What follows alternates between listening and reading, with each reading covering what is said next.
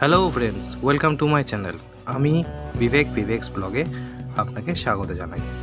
আজকে ব্লগটি বিশেষ করে আমরা প্রত্যেকেই স্টিম ইঞ্জিনের গল্প শুনেছি এবং স্বপ্ন হয়তো দেখেওছি দেখার, কিন্তু ভাগ্য হয়নি। কেন কি আজকালকার যুগে তো এই স্টিম ইঞ্জিন এখন আর দেখা যায় না, কিন্তু আমার ছেলের বায়না যে এই স্টিম ইঞ্জিন দেখবো কেমন দেখতে হয়। তো আজকে ওকে নিয়ে এসেছি হাওড়াতে। হাওড়া স্টেশনের ঠিক পাশেই রেল মিউজিয়াম খুলেছে। তো রেল মিউজিয়ামে আমরা ছেলেকে নিয়ে এসছি ঘুরতে। তো চলুন স্টিম ইঞ্জিন কীরকম দেখতে হয় এবং কত সুন্দর আগেকার দিনে প্রযুক্তি ছিল, যেখানে হয়তো আমাদের ঠাকুরদারা জার্নি করেছে, ঘুরেছে, সেটা দেখি। তো আমার ছেলে তো স্টিম ইঞ্জিন দেখে সত্যি খুব খুশি হয়েছে। কীভাবে চলতো, কেমনভাবে চলতো, খুব জানার আগ্রহ।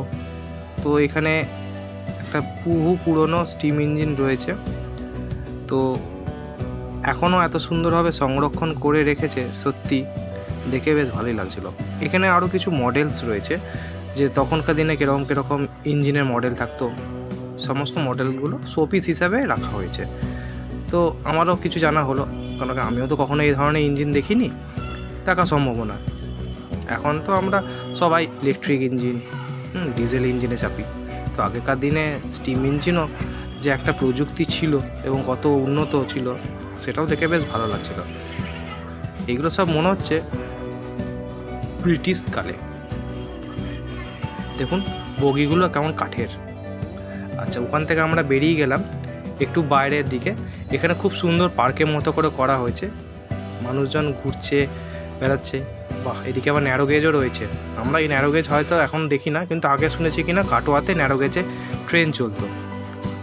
ওই দেখুন সামনে একটা বহু পুরনো, মানে প্রথম দিকে যেরকম স্টিম ইঞ্জিন আবিষ্কার হয়েছিল সেই মডেলটা রাখা রয়েছে। বাবা, ইন্ডিয়াতে এই ধরনের ইঞ্জিনও চলতো?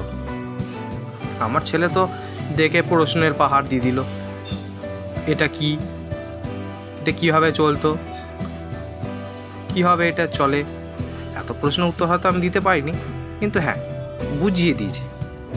বাবা, এদিকেও দেখছি অনেক ইঞ্জিন রয়েছে, স্টিম ইঞ্জিন কত কালেকশান রেখেছে, দেখেও বেশ ভালো লাগছে। বাহ, কালারগুলো কিন্তু খুব সুন্দর, লোভনীয়। কাশ আমরাও যদি একটু ইঞ্জিনটায় চাপতে পারতাম, আমাদেরও খুব ইচ্ছা করছিল। যদি ইঞ্জিনটা চেপে এই ছুক ছুক ছুক ছুক ছুক ছুক ছুক ছুক যে আওয়াজটা হয়, ওটা শুনতেও বেশ মজা লাগে।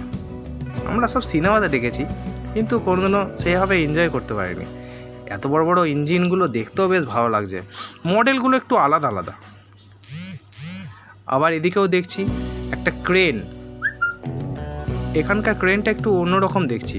হয়তো আগেকার দিনে এইভাবেই ক্রেনে করে হয়তো সমস্ত মালকড়ি রেল লাইনে তুলতো। স্লিপার্সগুলো তো আগেকার দিনে কাঠের ছিল, রেল লাইনও ছিল আলাদা সিস্টেম। এখানে একটা মিনার করা হয়েছে, কি সুন্দর দেখুন এখানকার আবহাওয়াটা। আচ্ছা, এখানে আবার দেখছি আগেকার দিনে স্টিম রোলার। বাবা, আগেকার দিনে মানুষজন কত আধুনিক চিন্তাভাবনা ছিল। রোলারটাকেও দেখছি সেই স্টিম ইঞ্জিনে তৈরি, কি সুন্দর মডেলটা এখনও সংরক্ষণ রয়েছে দেখুন। বা আবার ড্রাইভারের এইখানে আবার শিকল লাগানো রয়েছে, রোটারটা ঘোরালে শিকলটা ঘোরে মনে হচ্ছে। আর এখানকার তো দেখছি একটা রেল বাস রয়েছে। আগেকার দিনে রেল বাস ছিল, আমরা তো ভাগ্য পাইনি এই দেখতে, তাই দেখে অবাক হলাম। ইচ্ছা হচ্ছিল যে কাশ আমরা একবার রেল বাসে চাপতে পারতাম। এখানকার স্টিম ইঞ্জিনটা দেখুন, বাবা, এই ইঞ্জিনটাতে দেখছি বেশ অন্য ধরনের। এটা ক্রেন অ্যাকচুয়ালি, আগেকার দিনে স্টিম ইঞ্জিনের ক্রেন, বড় ধরনের বেশ।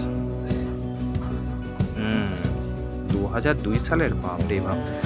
ও এই দেখুন, এটা হচ্ছে ডিজেল ইঞ্জিন। হয়তো আমরা এটাতে চাপি ঠিকই, কিন্তু এটা বহু পুরনো মডেল, মানে আগেকার মডেল, 1957 সালে মেবি। ইন্দ্রপ্রস্থ নামের। তাও ইঞ্জিনটা কিন্তু বেশ ভালোই দেখতে। আচ্ছা, এইটা হচ্ছে ইলেকট্রিক ইঞ্জিন। প্রথম দিকে আমরা হয়তো এই ইঞ্জিন দেখিনি, এখনকার দিনে হয়তো অন্য ধরনের দেখেছি। তো এই ইঞ্জিনটা কিন্তু প্রথম ইলেকট্রিক ইঞ্জিনের মডেল। প্রচুর লোক কিন্তু এখানে এসছে। আপনারাও চাইলে একবার কিন্তু অবশ্যই হাওড়াতে যখনই ঘুরতে যাবেন এই রিল মিউজিয়ামটা কিন্তু অবশ্যই আপনারা ঘুরে আসবেন। দেখে কিন্তু হেভি এক্সাইটমেন্ট লাগবে। দেখুন ভেতরে কিন্তু কত সুন্দর আগেকার দিনে স্টিম ইঞ্জিনের সিস্টেম, যেখানে কয়লা ভরা হতো, হ্যাঁ, একটা সুন্দর কিন্তু সিটি মারা হতো, আমরা প্রত্যেকে শুনেছি। হয়তো সামনাসামনি শুনতে পাইনি, কিন্তু সিনেমাতে তো দেখেছি রাজেশ খান্নার সেই। আচ্ছা, আশা করি আপনাদের এই ব্লগটা ভালো লেগেছে। আপনারা অবশ্যই চ্যানেলটিকে সাবস্ক্রাইব করবেন, আর অবশ্যই কিন্তু রেল মিউজিয়ামটাতে ঘুরে আসবেন হাওড়াতে। চলুন দেখা হবে পরবর্তী ব্লগে। সুস্থ থাকুন, ভালো থাকুন, বাই বাই।